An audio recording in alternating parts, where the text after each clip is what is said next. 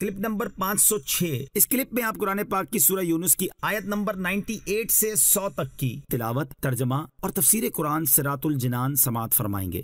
بسم اللہ الرحمن الرحیم۔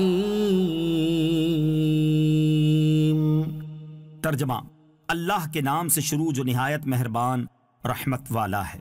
فلولا كانت قرية آمنت فنفعها إيمانها إلا قوم يونس لما آمنوا كشفنا عنهم عذاب الخزي في الحياة الدنيا ومتعناهم إلى حين۔ ترجمہ، تو کیوں ایسا نہ ہوا کہ کوئی قوم ایمان لے آتی تاکہ اس کا ایمان اسے نفع دیتا، لیکن یونس کی قوم جب ایمان لائی تو ہم نے ان سے دنیا کی زندگی میں رسوائی کا عذاب ہٹا دیا اور ایک وقت تک انہیں فائدہ اٹھانے دیا۔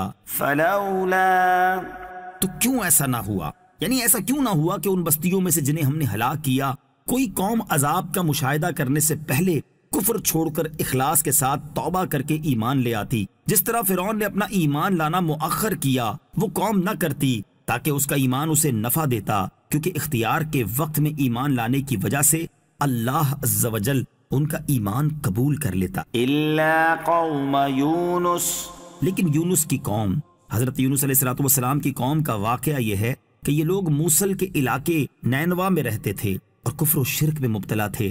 اللہ تعالیٰ نے حضرت یونس علیہ السلام کو ان کی طرف بھیجا، آپ نے انہیں بت پرستی چھوڑنے اور ایمان لانے کا حکم دیا۔ ان لوگوں نے انکار کیا اور حضرت یونس علیہ السلام کی تکذیب کی۔ آپ نے انہیں اللہ تعالیٰ کے حکم سے عذاب نازل ہونے کی خبر دی۔ ان لوگوں نے آپس میں کہا کہ حضرت یونس علیہ السلام نے کبھی کوئی بات غلط نہیں کہی ہے، دیکھو اگر وہ رات کو یہاں رہے جب تو کوئی اندیشہ نہیں، اور اگر انہوں نے رات یہاں نہ گزاری تو سمجھ لینا چاہیے کہ عذاب آئے گا۔ جب رات ہوئی تو حضرت یونس علیہ السلام وہاں سے تشریف لے گئے اور صبح کے وقت عذاب کے آثار نمودار ہو گئے۔ آسمان پر سیاہ رنگ کا ہیبت ناک بادل آیا، بہت سارا دھواں جمع ہوا اور تمام شہر پر چھا گیا۔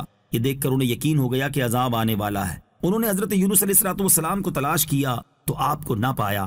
اب انہیں اور زیادہ اندیشہ ہوا تو وہ لوگ اپنی عورتوں، بچوں اور جانوروں کے ساتھ جنگل کی طرف نکل گئے۔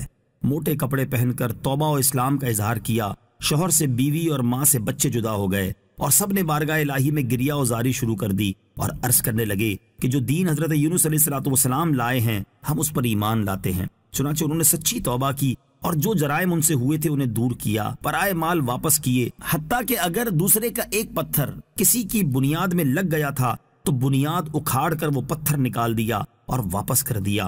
اللہ تعالیٰ سے اخلاص کے ساتھ مغفرت کی دعائیں کی تو پروردگار عالم نے ان پر رحم کیا، دعا قبول فرمائی اور عذاب اٹھا دیا گیا۔ فرعون کی توبہ اور حضرت یونس علیہ السلام کی قوم کی توبہ میں فرق۔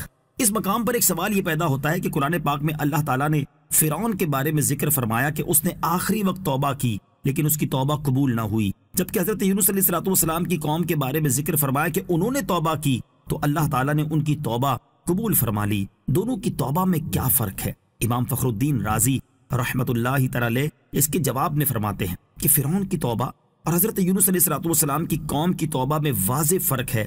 وہ یہ کہ فرعون نے عذاب کا مشاہدہ کرنے کے بعد توبہ کی تھی، جبکہ حضرت یونس علیہ السلام کی قوم پر جب وہ نشانیاں ظاہر ہوئیں جو عذاب کے قریب ہونے پر دلالت کرتی ہیں تو انہوں نے عذاب کا مشاہدہ کرنے سے پہلے اسی وقت ہی توبہ کر لی تھی۔ اس کا مطلب یہ نکلا کہ نزول عذاب کے بعد توبہ قبول نہیں، البتہ نزول عذاب سے پہلے صرف علامات عذاب کے ظہور کے بعد توبہ قبول ہو سکتی ہے۔ وَلَوْ شَاءَ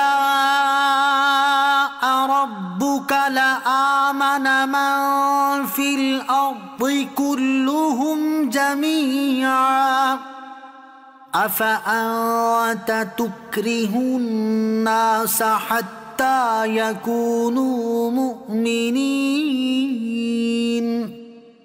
ترجمہ، اور اگر تمہارا رب چاہتا تو جتنے لوگ زمین میں ہیں سب کے سب ایمان لے آتے، تو کیا تم لوگوں کو مجبور کرو گے یہاں تک کہ مسلمان ہو جائیں؟ وَلَوْ شَاءَ رَبُّكَ، اور اگر تمہارا رب چاہتا، یعنی ایمان لانا سعادت ازلی پر موقوف ہے، ایمان وہی لائیں گے جن کے لیے توفیق الہی شامل حال ہو۔ اس آیت میں سید عالم علیہ الصلوۃ والسلام کو تسلی دی گئی ہے کہ آپ چاہتے ہیں کہ سب ایمان لے آئیں اور راہ راست اختیار کریں، لیکن آپ کی خواہش و کوشش کے باوجود بھی جو لوگ ایمان سے محروم رہ جاتے ہیں ان کا آپ کو غم ہوتا ہے، تو اس کا آپ کو غم نہ ہونا چاہیے، کیونکہ ازل سے جو شقی ہے وہ ایمان نہ لائے گا۔ أَفَأَنْتَ تُكْرِهُ النَّاسَ، تو کیا تم لوگوں کو مجبور کرو گے؟ یعنی اے حبیب صلی اللہ تعالی علیہ وآلہ وسلم، آپ کو یہ روا نہیں کہ لوگوں کو ایمان قبول کرنے پر مجبور کریں، کیونکہ ایمان تصدیق اور اقرار کا نام ہے، اور کسی پر جبر اور زبردستی کرنے سے تصدیق قلبی حاصل نہیں ہوتی۔ معلوم ہوا کہ کسی کو جبرن مسلمان بنانا درست نہیں۔ اللہ تعالیٰ فرماتا ہے لا اکراہ فی الدین، ترجمہ، دین میں کوئی زبردستی نہیں۔ وما كان لنفس أن تؤمن إلا بإذن الله ويجعل الرجس على الذين لا يعقلون۔ ترجمہ، اور کسی جان کو قدرت نہیں کہ وہ اللہ کے حکم کے بغیر ایمان لے آئے، اور اللہ ان لوگوں پر عذاب ڈالتا ہے جو سمجھتے نہیں۔ وما كان لنفس، اور کسی جان کو قدرت نہیں۔ خلاصہ کلام یہ ہے کہ جب اللہ عز و جل چاہتا ہے تو بندہ اپنے اختیار سے ایمان قبول کرتا ہے، اپنے چاہنے کی وجہ سے وہ ثواب کا مستحق ہوتا ہے، اور جب اللہ عز و جل ہدایت کا ارادہ نہ کرے تو بندہ اپنی رغبت سے کفر پر رہتا ہے اور اس رغبت کا عذاب پاتا ہے۔ لہٰذا اس آیت سے یہ ثابت نہیں ہوتا کہ بندہ مجبور ہے، کیونکہ بندے کی رغبت بھی مشیت الہی میں داخل ہے۔ مجبور کرنے کی بات تب ہو جب آدمی کفر پر اس طرح مجبور ہو جیسے رعشے میں مبتلا آدمی کے ہاتھ کانپتے ہیں، اگرچہ وہ کتنا ہی اسے روکنا چاہے روک نہیں پاتا۔ تو اگر کوئی آدمی کفر پر اس طرح مجبور ہے کہ وہ دل سے ایمان لانا چاہتا ہے مگر اسے قدرت ہی نہیں، وہ ایمان لا ہی نہیں پاتا، اس کا دل تصدیق ہی نہیں کرتا اور اس کی زبان اقرار اسلام کرتی ہی نہیں، پھر تو کہا جائے گا کہ اسے کفر پر مجبور کر دیا گیا۔ لیکن اگر دل میں قبول کرنے کا اختیار موجود ہے لیکن پھر بھی کوئی ایمان قبول نہیں کرتا تو وہ ہرگز مجبور نہیں ہے۔